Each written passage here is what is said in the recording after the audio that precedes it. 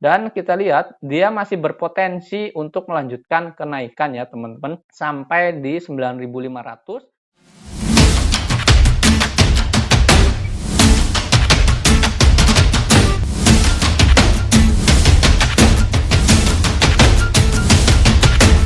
Hai, Easy to Invest. Kembali lagi bersama saya Dento dalam Akademik Saham. Ya, pada kesempatan kali ini kita akan mengupdate berita emiten-emiten kembali teman-teman secara analisis teknikal. Namun sebelum kita memulai membahas dari IHSG, bagi teman-teman yang baru pertama kali hadir, selamat datang dan selamat menonton. Dan jangan lupa dukung channel ini dengan cara subscribe, like, dan komen. Dan bagi teman-teman yang memang belum gabung di grup Telegram, dimohon gabung untuk mendapatkan informasi terbaru mengenai saham secara real time. Dan kita akan berdiskusi bersama untuk membahas saham-saham tersebut. Baik, kita akan mulai yang pertama yaitu dari analisis IHSG terlebih dahulu. Ya, untuk hari ini IHSG ini sebenarnya pagi tadi dibuka cukup menguat juga teman-teman karena memang adanya sentimen yang memang kemarin atau tadi pagi yang sudah diputuskan dari The Fed sendiri ya, dari hasil FOMC meeting ini, bahwasanya tapering ini akan dipercepat namun tidak terlalu agresif juga ya teman-teman. Dan juga nanti pada tahun 2022 di Amerika Serikat sendiri akan menaikkan suku bunga. Nah, karena memang terjadi inflasi yang cukup tinggi juga. Maka dari itu sebenarnya hari ini disambut baik teman-teman oleh para investor karena memang sudah tidak indecision lagi, karena sudah ada kepastian secara global sendiri. Namun tadi siang itu di siang hari adanya dari berita bahwa Omicron ini sudah masuk ke Indonesia ini membawa dampak yang negatif juga teman-teman dari sisi berita, karena memang tadi dari Menteri Kesehatan sendiri mengumumkan bahwa ada kasus COVID Omicron ini yang ada di Indonesia. Maka dari itu IHSG ini cenderung turun kembali teman-teman, dan hari ini closingannya sebesar 0,5%. Dan juga adanya berita juga hari ini yaitu adanya BI 7-day retreat ini tetap yaitu angkanya ada di 3,5 ya. Bank Indonesia telah menetapkan kembali dan tidak ada kenaikan juga teman-teman, bahwasanya inflasi di Indonesia sendiri masih terjaga teman-teman, karena memang BI ini ingin menjaga nilai tukar asing juga dan antisipasi angka inflasi yang memang masih rendah sebenarnya yang ada di Indonesia. Maka tetap BI 7-day retreat ini tetap 3,5%. Dan ini kita lihat untuk closingannya hari ini 6594 ya, ini sebagai closingan untuk IHSG sendiri. Jadi memang ini masih cukup bagus juga sih sebenarnya selama dia masih berada di atas 6.500 ya teman-teman. Ini di area supportnya IHSG sendiri ada di 6.500 sebenarnya. Nah ini kita masih percaya bahwa IHSG ini masih tetap optimis sampai dengan akhir tahun. Namun teman-teman juga tetap menjaga money management dari teman-teman sekalian untuk tradingnya. Nah, kita akan membahas saham yang pertama. Nah, dengan adanya kasus COVID ini, kita melihat peluang teman-teman, yaitu ada peluang di sektor kesehatan teman-teman ya. Kita lihat di sini untuk yang pertama dari saham kesehatan di sini yaitu ada PRDA atau Prodia ya teman-teman.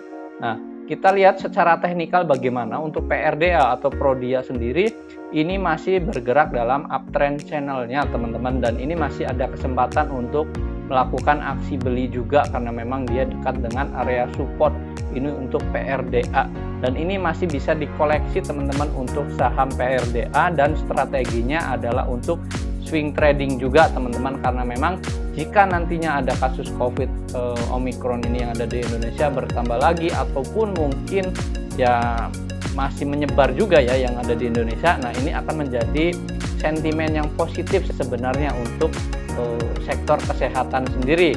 Salah satunya adalah PRDA ini.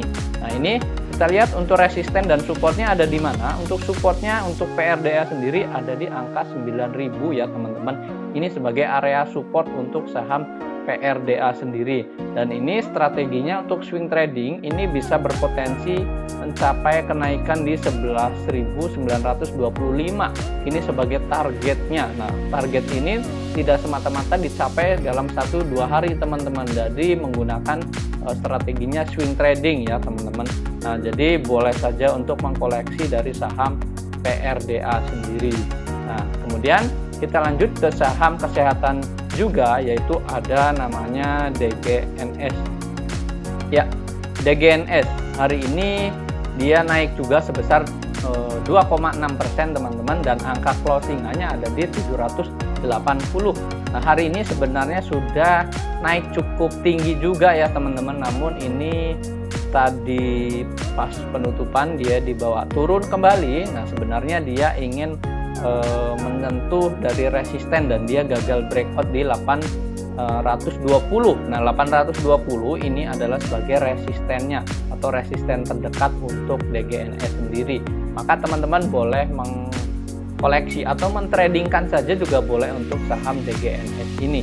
Nah, jadi teman-teman, support dan resistennya ada di mana? Untuk DGNS sendiri resistennya ada di 820 dan dia masih berpotensi melanjutkan kenaikan 840 sampai 845. Ini untuk DGNS sendiri. Maka teman-teman boleh untuk trading buy juga untuk DGNS ya teman-teman. Dan di sini supportnya ada di mana? Supportnya ada di 755 sampai 765. Ini sebagai area support untuk DGNS. Nah, teman-teman boleh catat untuk DGNS sendiri. Nah, trading buy boleh ataupun swing trading juga boleh. Nah, selama dia masih di area 755 sampai 765 ini masih boleh untuk dikoleksi juga ya untuk DGNS sendiri. Jadi teman-teman harap catat untuk support dan resistennya. Nah, ini adalah analisis untuk saham DGNS. Nah, berikutnya kita akan menganalisis dari sektor kesehatan lainnya, yaitu ada saham Silo. Ya, Silo ya, di sini Siloam kita lihat untuk hari ini closingannya naik sebesar 6,7% teman-teman, karena memang yaitu tadi adanya pengumuman dari kasus COVID Omicron ini menambah sentimen yang bagus juga untuk sektor kesehatan. Nah, closingannya ada di 8.800 ini untuk saham Silo. Dan kita lihat dia masih berpotensi untuk melanjutkan kenaikan ya teman-teman, sampai di 9.500 sampai ke 9.800. Ini sebagai area resisten untuk saham Silo. Dan strategi untuk Silo sendiri ini hanya swing trading ya teman-teman. Nah, teman-teman jika memang mau trading kan boleh saja, namun ya ini pergerakannya memang seperti ini, agak lambat juga karena memang ini saham yang kenaikannya tidak seperti saham untuk scalping ya teman-teman. Dan ini kita lihat untuk target price-nya ya ada di 9.500 sampai di 9.800, dan supportnya ada di mana? Support terdekat ada di 8.250. Nah, jika besok masih melanjutkan kenaikan dengan volume yang tinggi juga, teman-teman boleh mengkoleksinya untuk saham Silo ini. Nah, ini adalah analisis untuk saham Silo. Berikutnya kita akan menganalisis dari saham lainnya, yaitu ada saham IRA. Ya, IRA ya. Di sini kita lihat juga ini sektor kesehatan juga dari Jarum Suntik ya teman-teman. Dan kita lihat di sini bagaimana untuk support dan resistennya dari saham IRA sendiri. Hari ini naik sebesar 5,5% ya. Ini 5% naiknya hari ini, dan tutupan closingannya ada di 2090. Ini sebagai area tutupan closingannya. Hari ini dia gagal breakout ya, atau false breakout. Nah, breakout-nya ada di 2190. Ini sebagai area resistennya.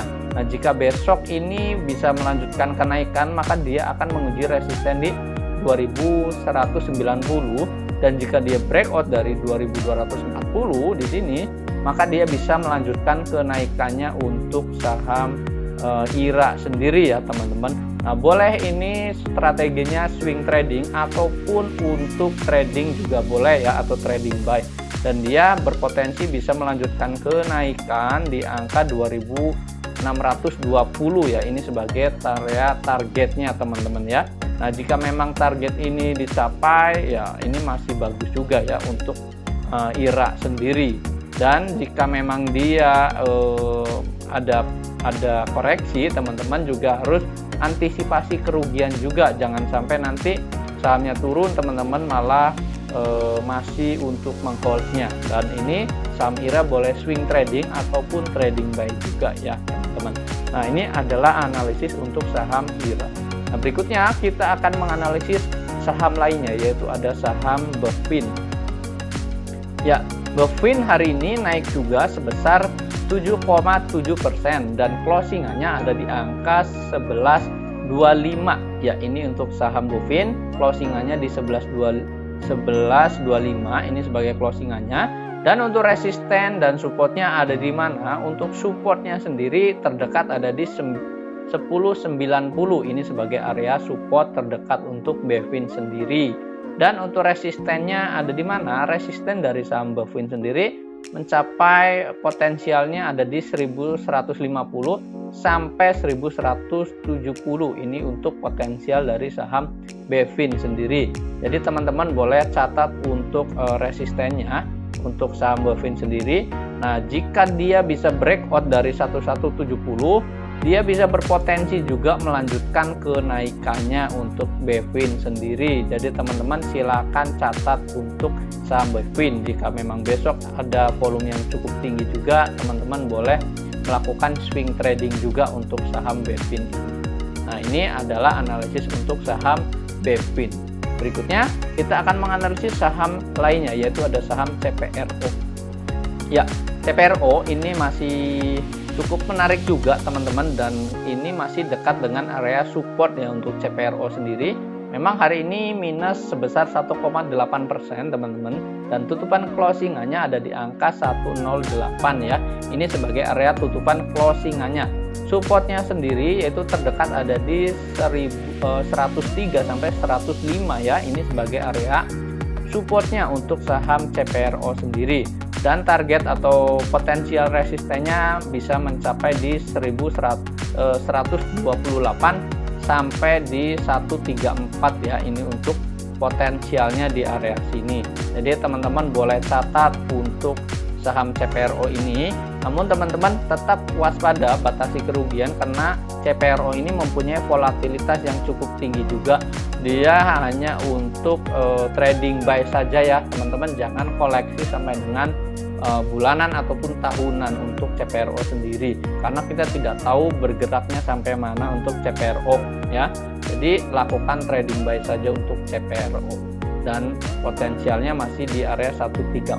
Nah, ini untuk analisis saham CPRO.